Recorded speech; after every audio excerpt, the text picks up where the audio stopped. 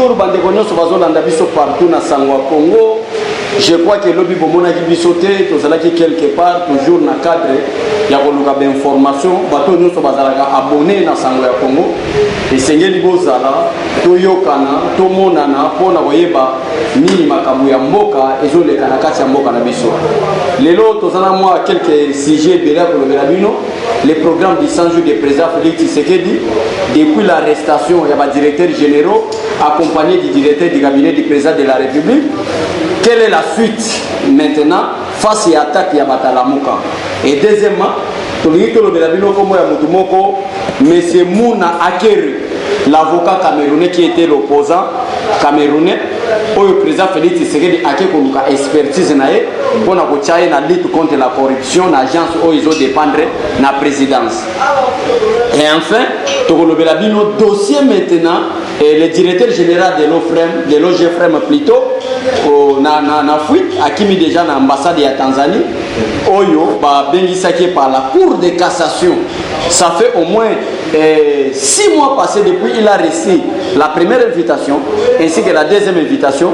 Mais cet aventurier du directeur général de l'OGFREM a été en ambassade, croyant que l'ambassade de Tanzanie va travailler avec Interpol ou na la police congolaise à Gobimane Libanda. Et enfin, Tokoshite na confinement à Gombe, pour le peuple congolais, confinement à Gombe et Bombe Libino, la vérité, belé, malheur.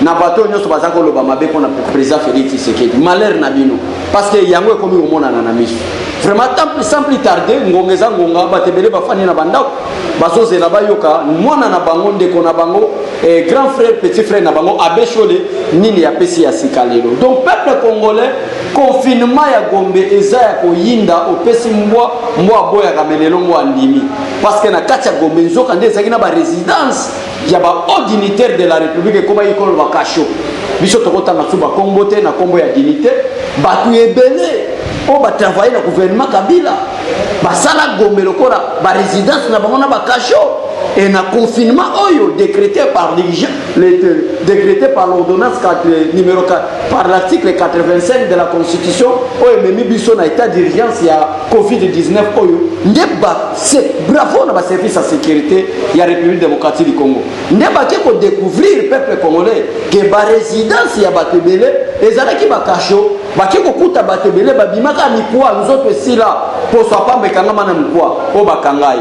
Donc merci beaucoup Fatih Beton, merci beaucoup na ba service de sécurité na musala bezo sala malheur kaka na mutu oyo azo comprendre était politique ni président Félix Tshisekedi a bezo sala. Donc bravo na ba service na biso. Dossier 100 jours, le directeur général de l'OGFREM Azam maintenant n'a frappé le mandat d'amener selon la constitution, selon les principes, selon les lois de la République démocratique du Congo. Dès que vous avez reçu une invitation, il y aura encore une deuxième invitation. Après la deuxième invitation, et qui poussé et que na cour de cassation basala o bongo babenga mandat d'amener na kacha mandat d'amener place nyonso bakozwayo babengisaki notre frère le directeur général de l'OGFREM akende mais akete toujours na kacha programme à 100 jours yango to ebisi bino que dossier après ya dossier à 100 jours ezali kaka fouiner le passé parce que na kacha dossier à 100 jours si tout va bien procureur a dit ba dossier nyonso parce que enquête est en cours. Semaine prochaine, dès que nous avons confirmé limité, nous allons procureur ya mateta, nous allons présence ya ministre de la finance. Nous allons posa ya ministre, le ministre de la finance au bazombe na bongo sele ya la gouli. Nous allons posa ya ministre ya budget au bazombe na bongo Baudouin Mayo. Nous allons posa ya ministre oyo Bitankwida. Nous allons dossier 100 jours. En d'autres termes, c'est fouiner le passé. Parce que même les anciens dignitaires, à l'époque, il y a Joseph Kabila maintenant, Baza déjà interpellé par la justice. Yaman Tobi qui est bravo à son excellence, mais c'est le président de la République pour l'établissement d'un état de droit. Pour les lois, magistrat, nous sommes comme Kaka, Nasala Moussala, bien pour Combo Nangape et que les Moussika, le col à procureur, il y a prêt, il y a cour d'appel, il y a matete. Merci beaucoup, mon procureur. Dossier 100 jours. Batu ya Lamuka, basali déclaration, peuple congolais, biso tolingi to expliquer bino to boyi lelo merci na ba conseil na ba communication na bino ndenge bolobaka abeso les doser to na posa ba explication na yo po yo lobaka malamu yango na lelo to komi oyela bino système ya ko doser to loba malamu dossier programme 100 jours à l'époque tango monsieur Kabila monsieur Félix Tshisekedi a travaillé dans la caméra état donné que directeur de cabinet à président de la République.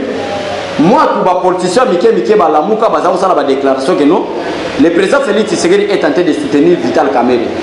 Comment est-ce que Vital Kamerhe jusqu'à présent, comme on est autant, mais le président Félix Tshisekedi a livré. Or que la déclaration a une erreur grave, ça a violé même la Constitution, car la justice est indépendante, chers frères congolais. Maintenant, au moment où Bazosa l'a vendu, les procureurs réunissaient tous les documents de preuves tangibles pour interpeller le directeur du cabinet. Dans le moment où interpeller le directeur du cabinet, des preuves sont tangibles. Moi, je vais la liberté provisoire exacte. Et c'est moi qui vais la liberté exacte. Et c'est ce qui va me mailler, qui est dans la prison. Kamerhe a qui prison peuple congolais, tant que prison. Les lobes à la mouka peuple congolais, comme il faut changer. Comme il y a la déclaration que l'on a été, le président de la République a démissionné pour s'appeler président de la République. Le peuple congolais, partout, président de la République a la responsabilité de faire des juridictions pénales. Quand je parle de la juridiction pénale, c'est-à-dire la Cour d'appel, la Cour de cassation, le Conseil d'État, ce n'est pas une juridiction probable pour le président de la République. Dans le Congo, il y a une seule juridiction qui peut interpeller le président de la République, c'est la Cour constitutionnelle. Et avant que la Cour constitutionnelle batte le président de la République, et le président de la République abandonne pour démissionner. Donc, c'est faux débat. Bon, la prince était parce que Azana na santé moko ya mabe. Comment est-ce qu'il sa santé politique tant que santé physique ezana no ya kokauka. Donc comprendre tout dépend aussi ya façon bozo mona ba. Biso lelo so bomoni biso malgré to za milai te minene bon mona ke maloba na biso ezape na mulai ya santé na biso. Donc bon la prince était et makambo alobi wana na top Congo ça n'engage que lui. Bah c'est fait la peau na liberté d'expression, il y a instauration de l'état des droits prôné par le président Félix Tshisekedi. Lelo oyo président Félix Tshisekedi a bimisaki ordonnance. Na kati ya ordonnance président Félix Tshisekedi a bimisaki ezalaki pour créer 3 services qui doivent dépendre de la présidence. Moko ya ba service wana ba bengi yango département de la lutte contre la corruption et le développement. Alors comment lutter contre la corruption et pousser le peuple ya kozala développer? Président Félix Tshisekedi a koluka un ancien opposant camerounais na kombo ya Mouna Akeru. Il est un grand avocat. Peut-être que vous se poser la question, qui est l'avocat camerounais Akeru Mouna? Il est le président fondateur. Il est d'abord le président fondateur de Transparency International et deuxièmement ancien vice-président mondial de l'Organisation internationale de la lutte contre la corruption, mais il a aussi également travaillé pour le compte du programme des Nations Unies pour le développement, comme consultant sur les questions de corruption et de bonne gouvernance. C'était na CV na curriculum na agenda et du fait que le président Félix Tshisekedi a na posa na quinquennat a réussi sur l'état des droits, a réussi sur la lutte contre la corruption. Alors il faut un homme intègre, un homme qui a de l'expertise, comment découvrir des voleurs dans le moment de la lutte contre la corruption. On a le président Félix Tshisekedi a une expertise. Il y a papa Nabiso Mouna Akeru qui est l'avocat avocat par excellence. Oyo Akozala, le directeur général et agence de lutte contre la corruption dans le régime de Félix Tshisekedi pour lutter contre la corruption. Donc, peuple congolais, nous sommes vraiment obligés à soutenir et à prier pour le président Félix Tshisekedi pour que Makaboza Malam. Batouya Lamuka. Basali maintenant une grande association. Na ensemble, il y a FCC. Na kati ya FCC, Janine Mabunda, na M. Alexis Tambwe Mwamba, qui a expertise il y a Jacques Njoli, un professeur. Jacques Njoli, un professeur. Voilà la raison pour laquelle le président Félix Tshisekedi a pour sa expertise. Il y a bateau bazaba miyibité, il y a bateau bako travailler, nde ake koluka muna akere. Donc peuple comment pour oyebi sabinoni. Du fait que le congrès prononcé par Alexis Tamouemama devrait être déjà commencé hier. Bamoni ke congrès wana et bandité et salemité fati beton bakoki fatité bakeko luka stratégie ya Jacques Njoli peuple congolais bo bomba ka ba image oyo boyeba ka makamuni tozo ebisa bino na koluka Jacques Njoli stratégie na bango ezali nini stratégie na bango ezali to sala nini po to bibisa ba stratégie ya sika pona ko destituer le président de la République mais na koyebisa bino na un bref parole que dès que le président avait interpellé Janine Mabunda et Alexis Tamouemamba, accompagné de leur premier ministre, M. Ilukamba, président de la République, était fâché. Ça, je ne mange pas les morts. Je parle bien très fâché dans ma propos de Alexis Tamouemamba. Si jusqu'à tel point, Alexis Tamouemamba, na Janine Mabunda, si vous cherchez, il y a même un peuple na potopoto, beaucoup kokate, bilonde beaucoup kene na potopoto, penga en tant que garant de la nation, na ko accompagner bilonde kene ti na potopoto wana, mais boye ba malamu ke potopoto bolingi bo pakola peuple et ko simbate bilonde ko mi pakola potopoto wana peuple akokufa te. C'était des propos du président Félix Tshisekedi parce qu'il était très fâché.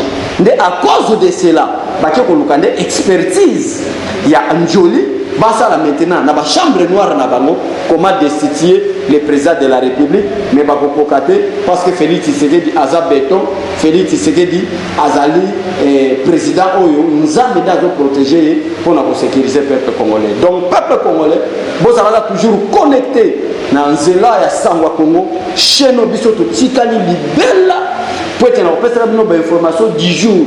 Donc vous allez obligé chaque matin, chaque soir, s'il y a des informations, il y a il y a Sango ya Congo, pour nous passer des informations, le peuple congolais, on a un souci à Mbokanaye, à éclairer.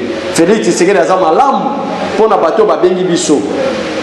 Balobi que non, et ça a conseil des ministres Salemi, en absence du président Félix Tshisekedi, Batebele Balégi. Non, conseil ministre Salemité. Mais il y avait un groupe de ministres convoqué par lui-même, le président de la République, Babengi Ango, conseil des ministres restreint. Parce que Balingi va localiser quand dans le domaine il y a Covid-19, ce n'est pas tous les ministres qui ne vont pas. Ils vont na niveau ya ba interférence, c'est-à-dire ba radio, ba télévision en direct, ba place moronde. Inde ya mona peut-être na groupe bato bomonaki absence ya président Félix Tshisekedi.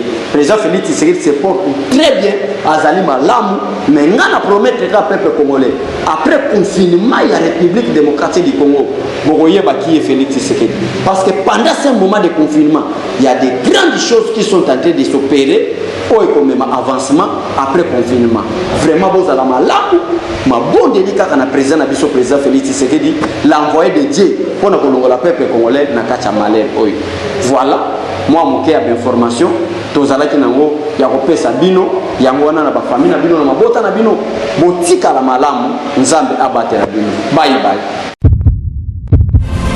Confiez-nous votre image et laissez-nous la transformer en une identité forte grâce à un accompagnement sur mesure et un suivi personnalisé.